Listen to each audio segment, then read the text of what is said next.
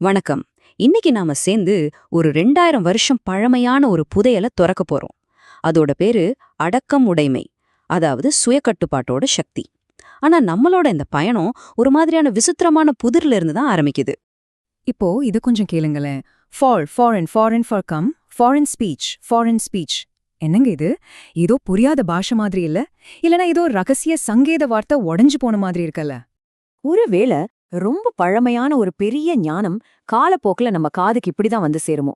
இந்த அர்த்தமே இல்லாத மாதிரி தெரியற வார்த்தைகளுக்கு பின்னால நம்ம வாழ்க்கையே மாத்தக்கூடிய ஒரு தத்துவம் ஒளிஞ்சிருந்தா எப்படி இருக்கும்? சரி வாங்க, இந்த மர்மம் முடிச்ச நாம ஒன்னா சேர்ந்து அவிழ்க்கலாம்.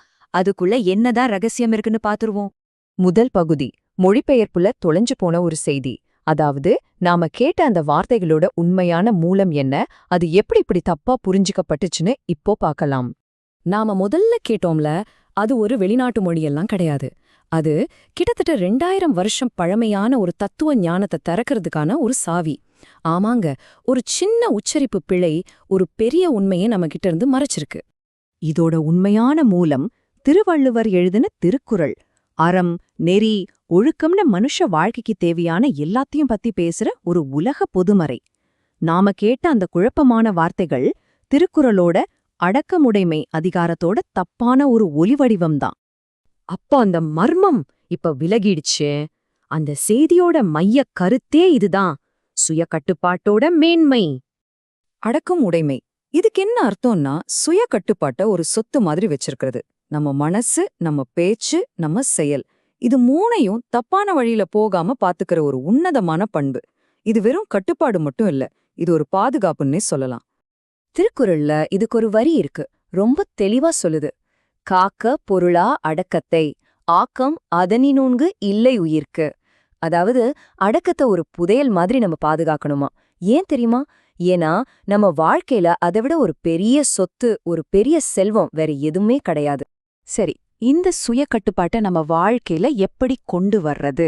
வள்ளுவர் இங்க ஒரு சூப்பரான உருவகத்தை பயன்படுத்துறாரு.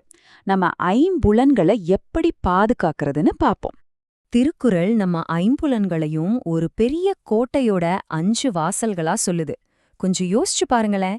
கண், காது, மூக்கு, வாய், நம்ம உடல், இந்த வாசல்களை நம்ம சரியா பாதுகாக்கலனா குழப்பமும் அழிவும் நம்ம வாழ்க்கைக்குள்ள எவ்ளோ ஈஸியா நுழைஞ்சிடும் இல்லையா?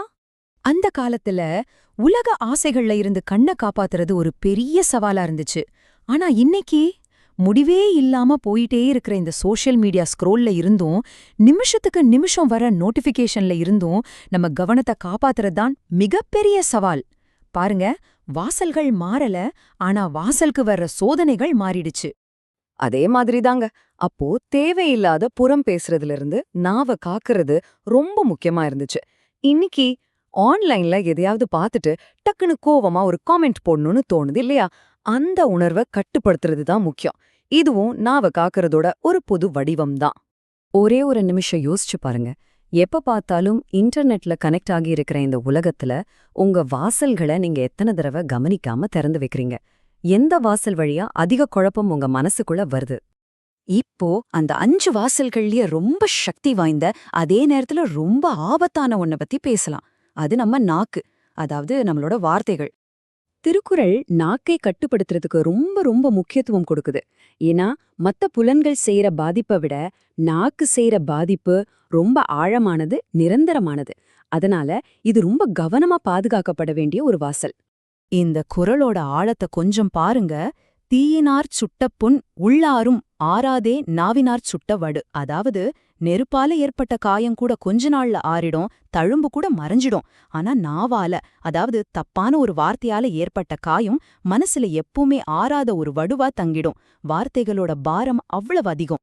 அப்போ நம்ம வார்த்தைகளை கட்டுப்படுத்துறதால நமக்கு என்ன சக்தி கிடைக்கும்? ரொம்ப சிம்பிள். உங்க வார்த்தைகளை நீங்க பாதுகாத்தா உங்க நல்ல குணத்தையே பாதுகாக்கிறீங்க. கோபத்துல பேசுறத தவிர்த்தா உங்களையே நீங்க அழிச்சுக்காம தடுக்கிறீங்க. தற்பெருமையை விட்டுட்டு பணிவா இருக்கும்போது நீங்க உண்மையிலேயே உயரத்துக்கு போறீங்க. சரி, இவ்வளவு நேரம் நாம பேசினதோட கடைசி பலன் என்ன? சுய கட்டுப்பாடு ஏன் திரும்ப திரும்ப ஒரு புதையல்னு சொல்லப்படுது? இந்த 2000 வருஷ ஞானம் நமக்கு ஒரு மாடர்ன் உண்மையை சொல்லுது.